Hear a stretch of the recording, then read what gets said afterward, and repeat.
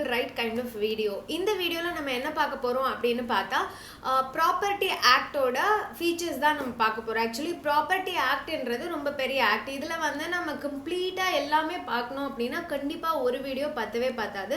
So இந்த வீடியோல நான் உங்ககிட்ட என்ன சொல்ல போறேன்னா ப்ராப்பர்ட்டி ஆக்ட்ல ட்ரான்ஸ்ஃபர் ஆஃப் ப்ராப்பர்ட்டினா என்ன சொல்லியிருக்காங்க அண்ட் எத்தனை விதமான ட்ரான்ஸ்ஃபர்ஸ் இருக்கு அப்படிங்கறத மட்டும் நான் உங்களுக்கு இந்த வீடியோல சொல்ல போறேன். அண்ட் இந்த வீடியோக்குள்ள போறதுக்கு முன்னாடி நீங்க இந்த சேனலை இன்னும் சப்ஸ்கிரைப் பண்ணலனா சப்ஸ்கிரைப் பண்ணுங்க. அப்படி நீங்க சப்ஸ்கிரைப் பண்ணாதான் நான் போஸ்ட் பண்ற இந்த மாதிரி இன்ட்ரெஸ்டிங்கான வீடியோஸ் உடனுக்குடனே உங்களுக்கு வந்து சேரும். அண்ட் இந்த வீடியோ என்கிட்ட சதீஷ்குமார் அப்படிங்கிறவர் கமெண்ட்ல ப்ராப்பர்ட்டி ஆக்ட் பத்தி சொல்லுங்க அப்படின்னு கேட்டிருந்தாரு. அவருக்காக மட்டும் இல்லாம ப்ராப்பர்ட்டி ஆக்ட்ல இருக்கிற நிறைய டவுட்ஸ் தீர்த்து வைக்கிறதுக்காக தான் நான் இந்த வீடியோவை போஸ்ட் பண்றேன் உங்க எல்லாருக்காகவும். வாங்க நம்ம இப்ப வீடியோக்குள்ள போலாம். As per section 5 of Transfer of Property Act 1882 என்ன சொல்றாங்க அப்படின்னு பாத்தீங்கன்னா transfer of property means an act by which a living person conveys property in present or in future to one or more other living person or to himself and one or more other living persons, and to transfer the property is to perform such act. அதாவது ஒரு living person அவர் பேர்ல இருக்கிற ப்ராப்பர்ட்டியை இன்னொரு living பர்சனுக்கு transfer பண்றது தான் transfer of property அப்படின்னு சொல்றாங்க. And in present or future, அதாவது இப்போ நான் என் பேர்ல இருக்கிற ப்ராப்பர்ட்டியை டிரான்ஸ்ஃபர் பண்றேன் அப்படிங்கிற பட்சத்தில் நானும் உயிரோடு இருக்கணும். நான் யாருக்கு டிரான்ஸ்ஃபர் பண்றேனோ அந்த பர்சனும், இப்போ ஏ வந்து பிக்கு டிரான்ஸ்ஃபர் பண்றாங்கன்னா பியுமே வந்து உயிருள்ள ஒரு பர்சனாக தான் இருக்க முடியும். இதுல வந்து இந்த அன்பார்ன் சைல்டு அப்படிங்கிறது வந்து உயிருள்ள பர்சன்ல வராது. Under section 13 of transfer of property ஆக்ட்ல பாத்தீங்கன்னா அன்பார்ன் சைல்டு வந்து உங்களுக்கு உயிருள்ள பர்சனா கன்சிடர் பண்ணப்படலை. அன்பார்ன் சைல்டுனா இப்போ வயத்துல, அதாவது கருவா இருக்கிற அந்த குழந்தைய கூட நம்ம வந்து அன்பார்ன் சைல்டுன்னு அந்த குழந்தைய கூட நம்ம வந்து லிவிங் பர்சனா அக்செப்ட் பண்ணிக்கலாம். பட் அந்த பிறக்கும் அப்படிங்கிற அசம்ஷன்ல இருக்கிற ஒரு அன்பார்ன் சைல்டை வந்து நீங்க ஒரு உயிருள்ள பர்சனா நினைச்சு அந்த குழந்தை பேர்ல எந்த சொத்தையும் டிரான்ஸ்ஃபர் பண்ண முடியாது அப்படிங்கறத தெரிஞ்சுக்கோங்க.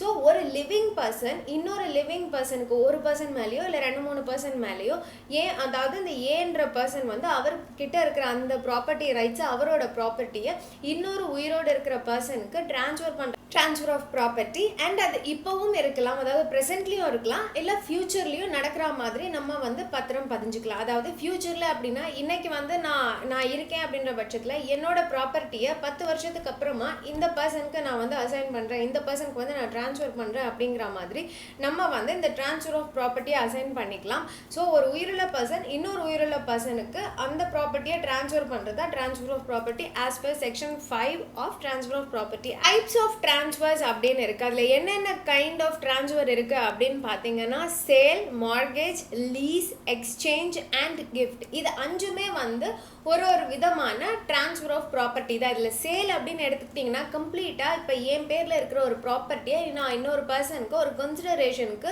மாத்தி கொடுக்குறேன் அப்படிங்கிற பட்சத்துல அது வந்து சேல். கம்ப்ளீட் டைட்டில வந்து நான் மாத்தி கொடுக்குறேன், அதோட ஓனர்ஷிப் கொடுக்குறேன், அதோட வந்து அதை அந்த பொசிஷனை கொடுக்குறேன் அண்ட் அது எல்லாமே ஒரு கன்சிடரேஷனுக்கு கொடுக்குறேன் அப்படிங்கிற பட்சத்துல அதை வந்து சேல் டிரான்ஸ்ஃபர் அப்படின்னு சொல்லுவாங்க. மார்கேஜ் டிரான்ஸ்ஃபர்ல நம்ம என்ன பண்ணுவோம் அப்படின்னு பாத்தீங்கன்னா லிமிடெட் இன்ட்ரெஸ்ட் மட்டும் தான் நம்ம வந்து டிரான்ஸ்ஃபர் பண்ணுவோம். சே ஃபார் அன் எக்ஸாம்பிள், சில இடத்துல நான் வந்து என்னோட பத்திரத்தை மட்டும் வச்சு நான் வந்து கடன் வாங்கியிருப்பேன் அண்ட் அந்த ப்ராப்பர்ட்டியோட பொசிஷன் வந்து என்கிட்ட தான் இருக்கும். ஸோ அது வந்து நம்ம மார்கேஜ் சேல் டிரான்ஸ்ஃபர் அப்படின்னு சொல்லிக்கலாம். ஸோ அந்த இடத்துல நான் அந்த டைட்டில் கூட கிடையாது, என்னோட பத்திரத்தை மட்டும் நான் கொடுத்துருக்கேன். ஸோ இந்த மாதிரி மார்கேஜ் டீட்ஸை கூட நம்ம வந்து ரெஜிஸ்டர் பண்ணலாம் அண்ட் அதை வந்து நம்மளோட ஈஸிலியுமே ரிஃப்ளெக்ட் ஆகும். ஸோ அதை நான் மறுபடியும் காசு கொடுத்து என்னோட பத்திரத்தை நான் திருப்புறேன்ற பட்சத்தில் மார்கேஜ் வந்து முடிஞ்சிருச்சு, இல்லை மார்கேஜ் வந்து கேன்சல் ஆயிடுச்சு அப்படிங்கிறதையும் நம்ம வந்து ரெஜிஸ்ட்ரேஷன் ஆஃபீஸில் ரெஜிஸ்டர் பண்ணிக்கலாம் அப்படிங்கிறத தெரிஞ்சுக்கோங்க.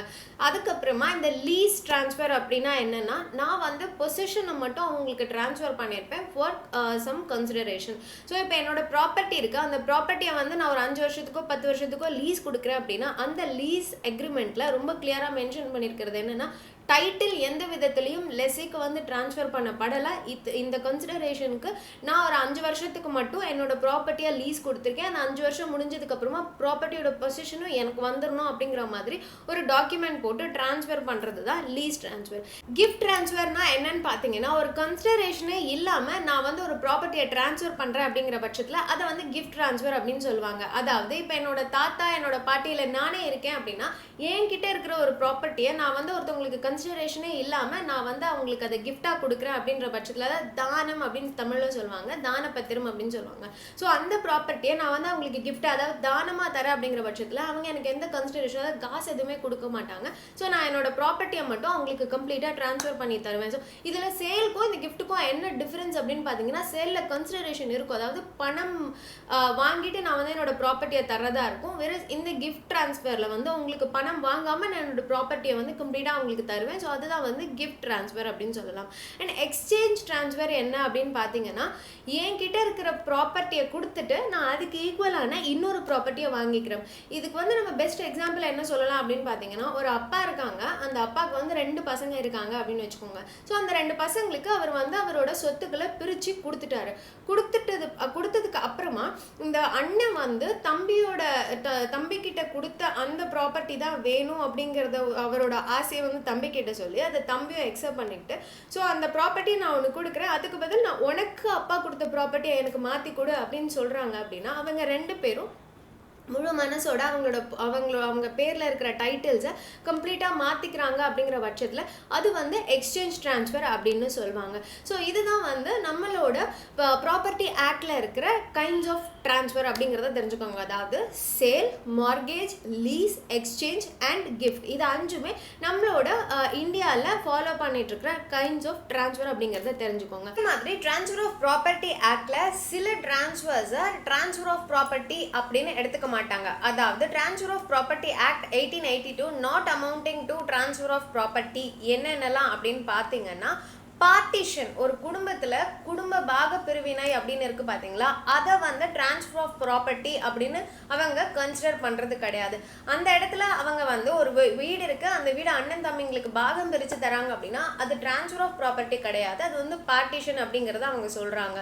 சில இடத்துல ஒரு ப்ராப்பர்ட்டியோட பேமெண்ட் ரைட்டை மட்டும் மாற்றி கொடுப்பாங்க, அதையுமே இவங்க வந்து ட்ரான்ஸ்ஃபர் ஆஃப் ப்ராப்பர்ட்டி அப்படின்னு கன்சிடர் பண்ண போகிறது கிடையாது. ஃபார் அன் எக்ஸாம்பிள், இப்போ நான் வந்து ஒரு 4 வீடை வந்து நான் வாடகை கொடுத்து வச்சிருக்கேன் அப்படிங்கிற பட்சத்தில் நீங்கள் வந்து இந்த வாடகையை மட்டும் கலெக்ட் பண்ணிக்கோங்க அப்படிங்கிற அந்த பேமெண்ட் ரைட்ஸை வந்து நான் ட்ரான்ஸ்ஃபர் பண்ணி கொடுக்குறேன் அப்படின்னா அது வந்து ட்ரான்ஸ்ஃபர் ஆஃப் ப்ராப்பர்ட்டி அப்படின்றதுல வராது அப்படின்றதையும் தெரிஞ்சு. ரீலிங்குவேஷ்மெண்ட் ஆஃப் ரைட், இதையுமே வந்து ட்ரான்ஸ்ஃபர் ஆஃப் ப்ராப்பர்ட்டியில் எடுத்துக்க மாட்டாங்க. ஸோ இந்த ரீலிங்குவேஷ்மெண்ட் என்ன அப்படின்னு பார்த்தீங்கன்னா, relinquishment of right is refer to as a surrender of one's ownership rights and claim in a property in favour of another person, which is ஒரு ப்ராப்பர்ட்டியோட ரைட்ஸை நான் இன்னொரு பர்சனுக்கு ட்ரான்ஸ்ஃபர் பண்ணி கொடுக்குறேன், ஆனால் அதுக்கு வந்து கன்சிடரேஷன் மஸ்ட் கிடையாது அப்படிங்கிற பட்சத்தில் நான் இதை வந்து ட்ரான்ஸ்ஃபர் ஆஃப் ப்ராப்பர்ட்டி அப்படின்னு அவங்க எடுத்துக்கிறது கிடையாது. ஸோ இந்த இடத்துல டீட் ஆஃப் ரீலிங்குவேஷ்மெண்ட் அப்படிங்கிற ஒரு டீட் வந்து அவங்க எக்ஸிக்யூட் பண்ணி அந்த ப்ராப்பர்ட்டியோட ரைட்ஸை அந்த யாருக்கு கொடுக்குறாங்களோ அவங்களுக்கு வந்து ட்ரான்ஸ்ஃபர் பண்ணி கொடுத்துருவாங்க. இதுக்கு கன்சிடரேஷன் கொடுக்கப்பட்டாலும் அது வந்து ட்ரான்ஸ்ஃபர் ஆஃப் ப்ராப்பர்ட்டி அப்படிங்கிறதுக்கு கீழே வர்றது கிடையாது. மாதிரி சரண்டர், ஈஸ்மெண்ட் அண்ட் வில், இது மூணும் கூட இந்த ட்ரான்ஸ்ஃபர் ஆஃப் ப்ராப்பர்ட்டியில் வராது. வில் என்ன அப்படின்னு பார்த்தீங்கன்னா, உயில், என் பேரில் இருக்கிற சொத்துக்களை நான் வந்து உயில் மூலமாக நான் என்னோட வாரிசுகளுக்கு கொடுக்குறேன் அப்படின்னா அதுவுமே ட்ரான்ஸ்ஃபர் ஆஃப் ப்ராப்பர்ட்டி அப்படிங்கிற ஒரு டெஃபினேஷனுக்குள்ளே வரல. ஈஸ்மெண்ட் என்ன அப்படின்னு பார்த்தீங்கன்னா, இப்போ எனக்கு வந்து ஒரு ரைட்ஸ் இருக்குது, ஒரு ப்ராப்பர்ட்டி மேலே ரைட்ஸ் இருக்குது, வேறு அதுவும் எனக்கே வந்து அந்த ப்ராப்பர்ட்டியோட டைட்டில் என்னோடது கிடையாது, பட் அந்த ப்ராப்பர்ட்டியோட ஓனர்ஷிப் மட்டும் என்னோடது, ரைட்ஸ் மட்டும் என்னோடது அப்படிங்கிற பட்சத்தில் நான் அந்த ரைட்ஸை வந்து மாற்றி கொடுக்குறேன் அப்படின்னா அது ஈஸ்மெண்ட்டாக வரும். அதில் வந்து ட்ரான்ஸ்ஃபர் ஆஃப் ப்ராப்பர்ட்டி அப்படிங்கிற டெஃபினேஷனுக்குள்ளே வரல. காம்ப்ரமைஸ் அண்ட் ஃபேமிலி செட்டில்மெண்ட், இது ரெண்டும் கூட உங்களுக்கு ட்ரான்ஸ்ஃபர் ஆஃப் ப்ராப்பர்ட்டியில் வராது. இந்த காம்ப்ரமைஸ் என்ன அப்படின்னு பார்த்தீங்கன்னா, இப்போ ஒரு டிஸ்பியூட் அது ஆக்சுவலாக கேஸ் பை கேஸ் தான் இந்த காம்ப்ரமைஸ் அப்படிங்கிற டிரான்ஸ்ஃபரை வந்து நம்ம டிஃபைன் பண்ண முடியும். டு பி ஸ்பெசிஃபிக் இல்லை ஒரு எக்ஸாம்பிளுக்காக நம்ம சொல்லணும் அப்படின்னா, ஒரு இடத்துல ஒரு சம் ஆஃப் அமௌண்ட் நம்மளுக்கு வர வேண்டியது இருக்குது. பட் அதுக்கு பதிலாக அவங்க வந்து ஒரு ப்ராப்பர்ட்டியை தராங்க அப்படின்ற பட்சத்தில் அது காம்ப்ரமைசேஷன் தானே தவிர அது வந்து ட்ரான்ஸ்ஃபர் ஆஃப் ப்ராப்பர்ட்டி கீழே வராது அப்படிங்கிறத புரிஞ்சுக்கோங்க. அடுத்தது ஃபேமிலி செட்டில்மெண்ட் என்ன அப்படின்னு பார்த்தீங்கன்னா, ஒரு ப்ராப்பர்ட்டி இருக்குது, ஒரு ஜாயிண்ட் ப்ராப்பர்ட்டி இருக்குது, அந்த ப்ராப்பர்ட்டி மேலே ஒரு டிஸ்பியூட் போயிட்டு இருக்கு அப்படின்னா அதை இந்த அவுட் சைட் த கோர்ட் அவங்க பேசி செட்டில் பண்ணிக்கிறாங்க. அந்த ஃபேமிலி வந்து இந்த டிஸ்பியூட்டை அமிக்கபிளாக முடிச்சுக்கிறாங்க, அவங்க வந்து பேசி இந்த ஃபேமிலி செட்டில்மெண்ட் பண்ணிக்கிறாங்க அப்படிங்கிற பட்சத்தில் அதையுமே ட்ரான்ஸ்ஃபர் ஆஃப் ப்ராப்பர்ட்டி அப்படிங்கிற ஒரு டெஃபினேஷன் கீழே வராது அப்படிங்கிறத தெரிஞ்சுக்கோங்க. Under section 6 of property act எதெல்லாம் வந்து ட்ரான்ஸ்ஃபர் பண்ண முடியாது, வாட் மே பி ட்ரான்ஸ்ஃபர்ட் அப்படிங்கிறத சொல்லியிருக்காங்க அப்படின்னா, any kind of property may be transferred, அதாவது அதை மூவபிள் இம்மூவபிள்ஸ் அந்த மாதிரி any kind of property may be transferred except as otherwise provided by this act or by any other law for time being enforced. So சில ப்ராப்பர்ட்டிஸை வந்து நம்ம அதாவது சில rights ஒரு ப்ராப்பர்ட்டிஸை வந்து நம்ம ட்ரான்ஸ்ஃபர் பண்ண முடியாது அப்படின்னு சொல்கிறாங்க. அது என்னென்ன அப்படிங்கிறத நம்ம இப்போ பார்த்துருவோம். Under section 6A of transfer of property ஆக்டில் என்ன சொல்லியிருக்காங்க அப்படின்னு பார்த்தா, ஸ்பேஸ் சக்சஷன்ஸ் இதை வந்து நீங்கள் ட்ரான்ஸ்ஃபர் பண்ண முடியாது அப்படின்னு சொல்கிறாங்க. இதுக்கு என்ன அர்த்தம் அப்படின்னா, a mere possibility, chance or expectancy இதை வந்து நீங்கள் ட்ரான்ஸ்ஃபர் பண்ண முடியாது. ஃபார் அன் எக்ஸாம்பிள், அந்த காலத்துலலாம் இந்த ராஜாங்கம் நடந்துட்டு இருந்துச்சு, ராஜாங்க இருந்துட்டு இருந்தாங்க. ஸோ அந்த ராஜாவோட வாரிசு நாளைக்கு இந்த நாடு என்னோடது இல்லை இந்த ப்ராப்பர்ட்டிஸ் எல்லாம் என்னோடதாக தான் வரும் அப்படிங்கிற ஒரு பாசிபிலிட்டியை வச்சோ இல்லை சான்ஸை வச்சோ அந்த எக்ஸ்பெக்டேஷனை வச்சோ அவங்க வந்து ஒரு காசு வாங்கிட்டு அந்த ப்ராப்பர்ட்டி நாளைக்கு அவங்களுக்கு போகணும் அப்படிங்கிற மாதிரி எந்த ஒரு டிரான்ஸ்ஃபரையும் பண்ணிட முடியாது அப்படிங்கிறத தெரிஞ்சுக்கோங்க. Under section 6B of transfer of ப்ராப்பர்ட்டியில் என்ன சொல்லியிருக்காங்க அப்படின்னு பார்த்தீங்கன்னா, ரைட் ஆஃப் ரீஎன்ட்ரி இதையுமே வந்து நீங்கள் ட்ரான்ஸ்ஃபர் பண்ண முடியாது. அந்த ரைட் ஆஃப் ரீஎன்ட்ரி இருக்கிற ப்ராப்பர்ட்டிஸுமே நீங்கள் வந்து ட்ரான்ஸ்ஃபர் பண்ண முடியாது அப்படிங்கிறத தெரிஞ்சுக்கோங்க. ரைட் ஆஃப் ரீஎன்ட்ரி என்ன அப்படின்னு பார்த்தீங்கன்னா, இப்போ நான் வந்து என் பேரில் இருக்கிற ஒரு ப்ராப்பர்ட்டியோ ஒருத்தவங்களுக்கு பொசிஷனுக்கு கொடுத்துருக்கேன் under some conditions.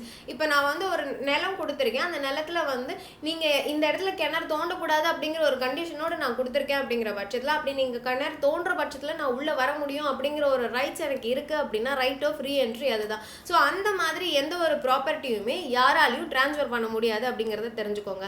Under section 6C நம்ம வந்து ஈஸ்மெண்ட் ட்ரான்ஸ்ஃபர் பண்ண முடியாது, இது வந்து நம்ம ஏற்கனவே பார்த்துட்டோம். And restricted interest section 6D இது வந்து என்ன அப்படின்னு பார்த்தீங்கன்னா, இந்த மார்கேஜ் அப்படிங்கிறது எல்லாமே வந்து ரெஸ்ட்ரிக்டட் இன்ட்ரெஸ்ட்டில் தான் வரும், இதையுமே வந்து கண்டிப்பாக ட்ரான்ஸ்ஃபர் பண்ண முடியாது.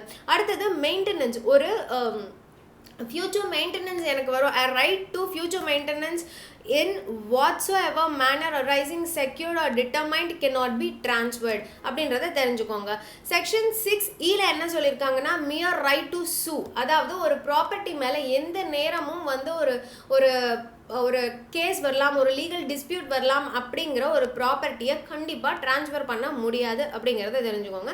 Section 6F of transfer of property ஆக்டில் பப்ளிக் ஆஃபீஸை வந்து ட்ரான்ஸ்ஃபர் பண்ண முடியாது. Public office which is anything which is related to government, it is cannot be transferred.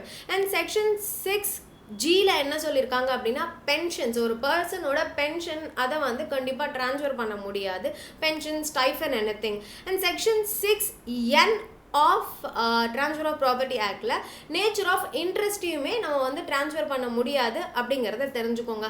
அன்ட்ரான்ஸ்ஃபரபிள் interest அப்படிங்கிறதையும் செக்ஷன் 6Iல கிளியராக டிஃபைன் பண்ணியிருக்காங்க. ஸோ இந்த வீடியோவில் நம்ம ட்ரான்ஸ்ஃபர் ஆஃப் ப்ராப்பர்ட்டி ஆக்ட் படி ப்ராப்பர்ட்டி, அதாவது எந்தெந்த ப்ராப்பர்ட்டியை வந்து நம்ம ட்ரான்ஸ்ஃபர் பண்ணலாம், யார் ட்ரான்ஸ்ஃபர் பண்ணலாம், யாருக்கு ட்ரான்ஸ்ஃபர் பண்ணலாம், எத்தனை விதமான ட்ரான்ஸ்ஃபர்ஸ் இருக்குது அப்படிங்கிறத பார்த்துருப்போம்னு நினைக்கிறேன். இந்த வீடியோ கண்டிப்பாக உங்களுக்கு ஹெல்ப்ஃபுல்லாக இருக்கும்னு நினைக்கிறேன். நீங்கள் இந்த வீடியோவை பற்றி என்ன நினைக்கிறீங்க, அண்ட் உங்களுக்கு ப்ராப்பர்ட்டி பற்றி இல்லை ட்ரான்ஸ்ஃபர் ஆஃப் ப்ராப்பர்ட்டியை பற்றி வேறு ஏதாவது டவுட் இருந்தால் ப்ளீஸ் எனக்கு கமெண்ட்டில் சொல்லுங்கள். And I will try to come up with that video as early as possible. இந்த வீடியோ ஹெல்ப்ஃபுல்லாக இருந்துச்சு அப்படிங்கிறத எனக்கு சொல்லுங்கள். அண்ட் இந்த வீடியோவை உங்களோட ஃப்ரெண்ட்ஸ், ஃபேமிலிஸ் இல்லை வேறு யாராவது இந்த ப்ராப்பர்ட்டி பற்றின டவுட்ஸில் இருக்காங்க அப்படின்னா, கண்டிப்பாக அதை ப்ராப்பர்ட்டியோட ட்ரான்ஸ்ஃபர்ஸ் பற்றி டவுட்டில் இருக்காங்க அப்படிங்கிற பட்சத்தில் நீங்கள் இந்த வீடியோவை அவங்களுக்கு ஷேர் பண்ணுங்கள். ஸோ இந்த வீடியோ கண்டிப்பாக அவங்களுக்கு ஹெல்ப்ஃபுல்லாக இருக்கும்னு நான் நினைக்கிறேன்.